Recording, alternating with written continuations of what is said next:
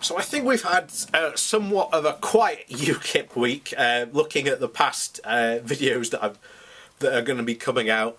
But I think we just need to, round this off this week.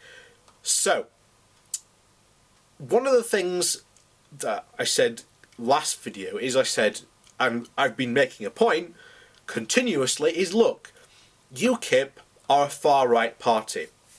Gerard Batten is pushing them even more far-right. Even Nigel Farage, of all people, says that this is what Gerard Batten is doing. And it will be very interesting at the end of his tender, so to say, of leadership, whether UKIP will ask him to stay on. Now, remember, the last UKIP election where Henry Bolton was elected was against someone called Marie Ann Walters, who was very, very Islamophobic in her tone, and the party outright rejected her.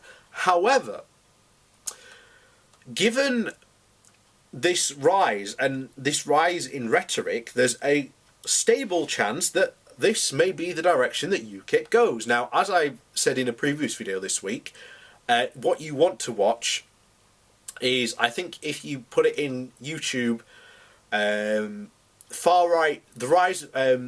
history of far-right parties in the UK, you'll find a channel with a guy who has looked at the history of the far-right in the UK and the history of UKIP.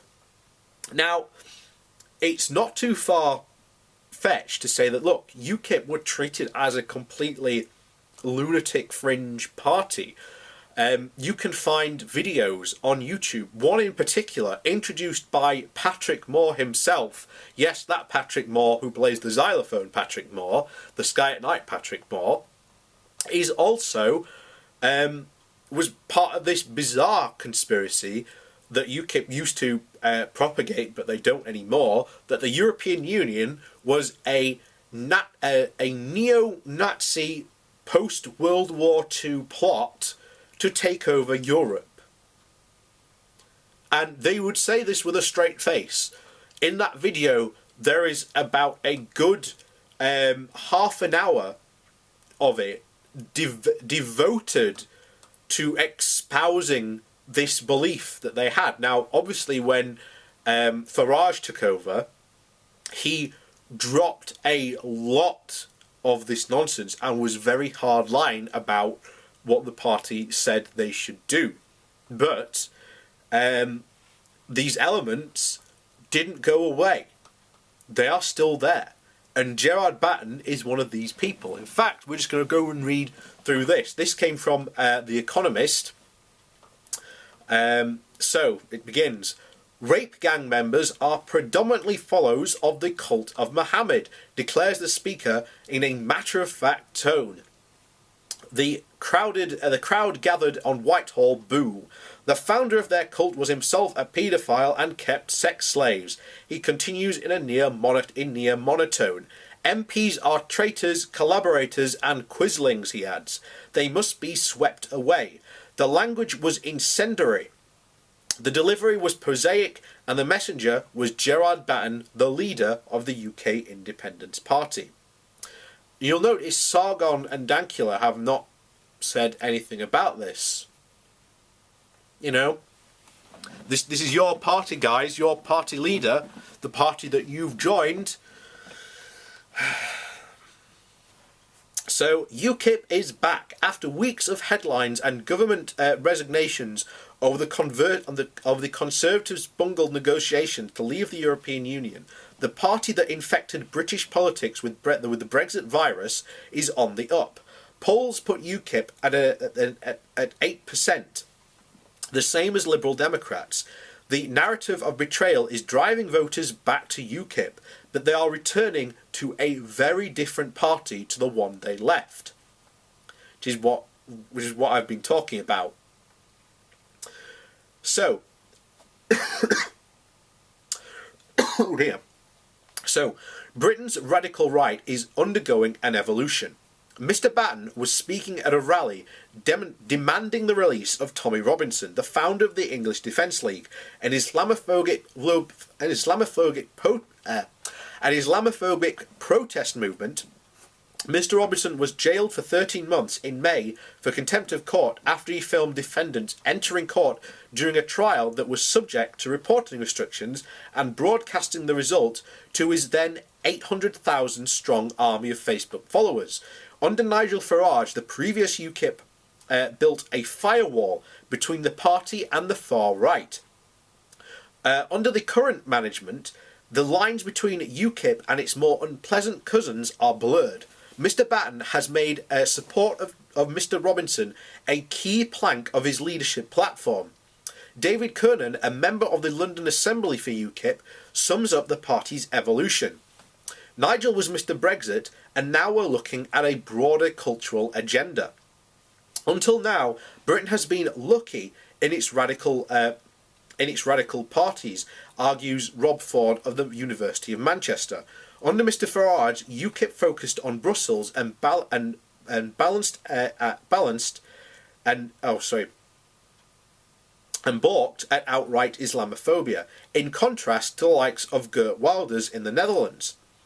The relative scarcity of explicit anti-Muslim sentiment in British party politics is down to a want of supply rather than lack of demand.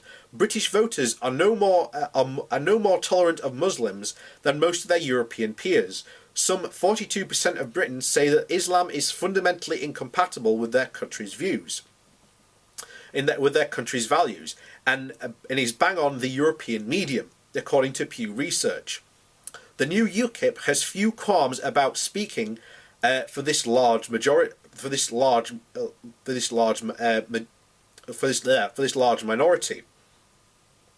There is complacency about extremism, however, in British politics.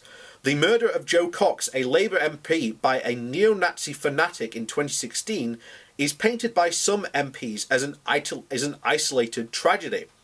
However, a far-right plot to kill another Labour MP in 2017 attracted surprisingly little attention when it was unearthed. And this is something else that I've been talking about in my videos. Look, there's been an alarming rise in right-wing terrorism, and it has been largely ignored. You know, last year we had 5 known terrorist plots, 1 carried out and 4 stopped. And it's not stopped, this increase. Recently you just had one of the guys from the Scottish Defence League, he'd just been gone through trials, and he's just been put in prison for the attack he was planning to do. So, hey, these guys are not the peaceful protesters they appear to be.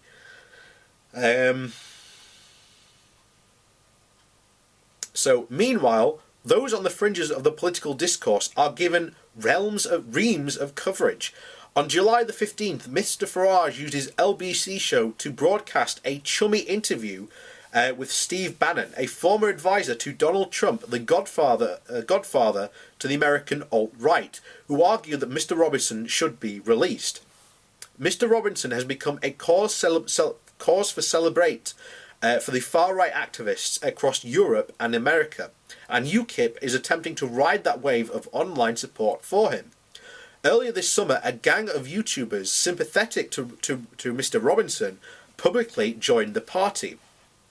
They include Paul Joseph Watson, a YouTuber with 1.3 million subscribers and a presenter on the conspiracy website InfoWars. For a party that will lose its 18 MEPs when Britain leaves the EU, it's a new way to generate attention, this may become unuseful.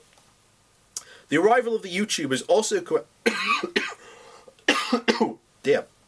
The arrival of the YouTubers also coincided with 1,000 people joining in June, and according to the sources in the party, also attracted rises in July as well. But double that number have also joined the party in July. as the government Brexit plan has fallen apart. Those who backed UKIP in 2015, when it won 4 million votes in a general election, but switched the Tories in 2017, are returning, says Mike Hookham, a UKIP MEP.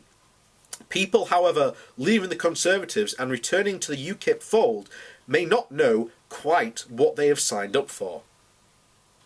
And here's the thing. Historically, when parties have gone down this route of out-and-out full racist rhetoric, like this Islamophobic, the Islamophobia that UKIP have now decided to spread, they haven't done well. So they may be polling at 8% at the moment, but make no mistake, if the party continues in this vein, they will bleed members like crazy, because this isn't this is a prediction and this is what's going to happen. This is actual what has happened in the past with these far-right parties.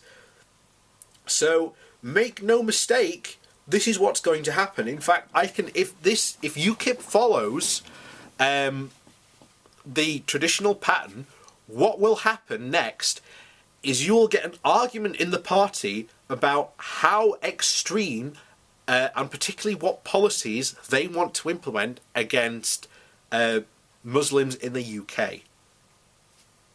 So, and when that happens, that will be incredibly hilarious, because once again, Sargon and Dankula will be members of this party, and I fully expect them to either condemn their party and leave it, or carry on and support it, which basically means they will be supporting a highly Islamophobic party, which they are supporting at the moment.